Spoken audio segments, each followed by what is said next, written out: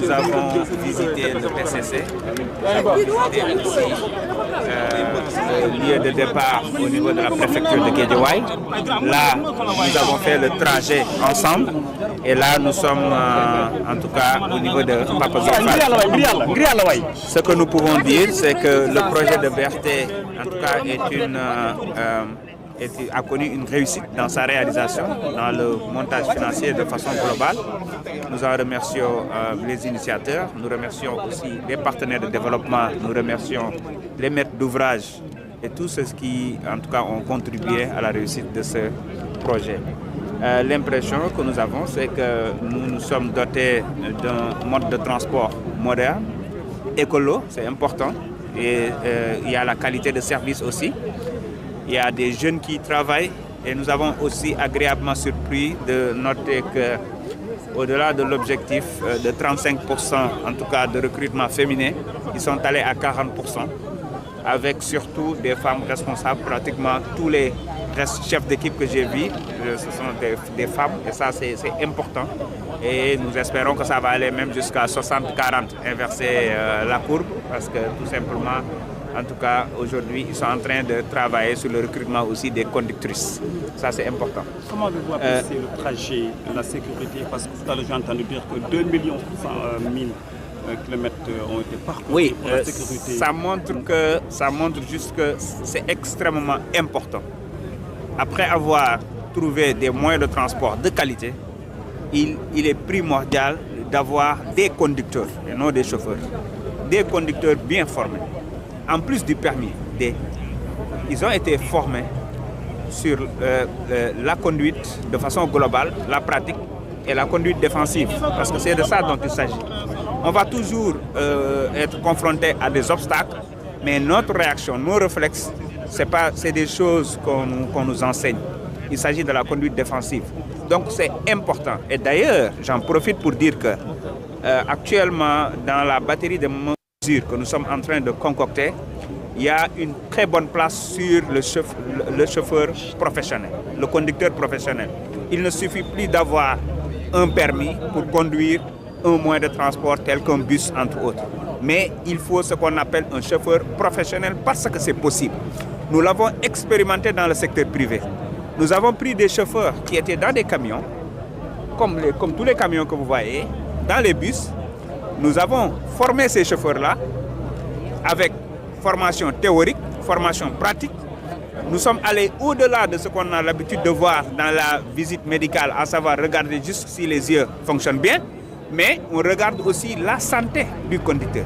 On peut avoir une très belle vue, mais avoir une santé fragile, avoir des crises, avoir en tout cas des moments d'inattention, entre autres. Et ça peut être aussi facteur d'accident, entre autres. Donc c'est extrêmement important d'investir sur l'humain. La formation, encore une fois, il n'y a pas de secret. Si vous voyez les mêmes types de bus ou de camions qui font les accidents, ce n'est pas les bus, par exemple, ce n'est pas les camions de carburant, ce n'est pas les camions qui sont dans le secteur minier, c'est pas parce que non seulement ils travaillent sur l'aspect mécanique, sur la vérification des véhicules, des engins, mais aussi ils investissent beaucoup sur la formation des conducteurs.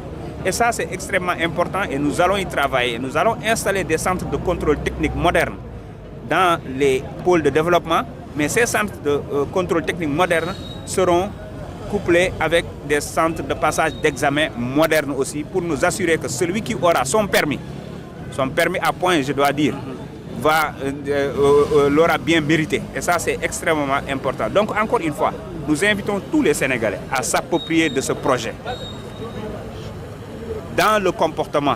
Parce qu'il s'agit ici de développer un nouvel état d'esprit de QHSE, c'est-à-dire miser sur la qualité, sur l'hygiène, sur la sécurité et sur l'environnement. Sunu BRT a déjà misé sur ça, parce que c'est des bus électriques, parce que c'est des voies, en tout cas bien dégagées, donc il y a la sécurité, il y a la modernité, et nous espérons que les usagers vont s'approprier de ces bus-là, en se disant que c'est nous moments là. L'autre chose, là où je vais terminer, c'est important. C'est bon de développer ces projets, Mais comme nous l'avions toujours dit, et dans notre projet pour un Sénégal juste, souverain et prospère, il faut développer les territoires. On parle des territoires du développement. Les pôles de développement, avec toutes les commodités, avec toutes les activités, permettront à tout ce beau monde qui est là, dans la promiscuité totale à Dakar, de retourner chez eux, de travailler chez eux, d'avoir toutes les commodités chez eux. Et Dakar va beaucoup respirer. On ne sera plus dans des projets conjoncturels, mais on sera dans des projets structurels, comme le BRT bien sûr. Et il y a d'autres qui vont venir avec 14 lignes, plus de 1000 bus à gaz, entre autres. Et ça, c'est extrêmement important que nous tous, nous travaillons dans ce sens. Monsieur le ministre, par rapport au tarif, est-ce que le Sénégal peut attendre des réductions? Bon, comme vous savez aussi, vous avez fait le trajet avec moi. Vous savez que 400 francs et 500 francs, ça a été bien négocié par l'État du Sénégal à travers CETUD pour mettre un tarif en tout cas raisonnable. Maintenant, on est en mise en service progressive. Peut-être les Sénégalais vont se dire que ce projet est tellement important qu'il faut augmenter le projet et en développer d'autres, augmenter les tarifs et en développer d'autres. Peut-être aussi, nous allons nous rendre compte que peut-être c'est un peu cher et qu'il faut revoir. Mais de toute façon, ça c'est l'affaire des spécialistes. Le plus important, c'est que je pense que avoir ça, c'est une grande première hein, dans l'Afrique, je peux dire.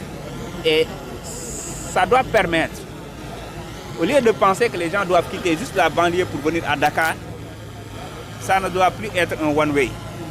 On doit développer des activités, aménager des zones, mettre toutes les commodités en banlieue pour que les gens puissent quitter Dakar et aller en banlieue pour régler là-bas.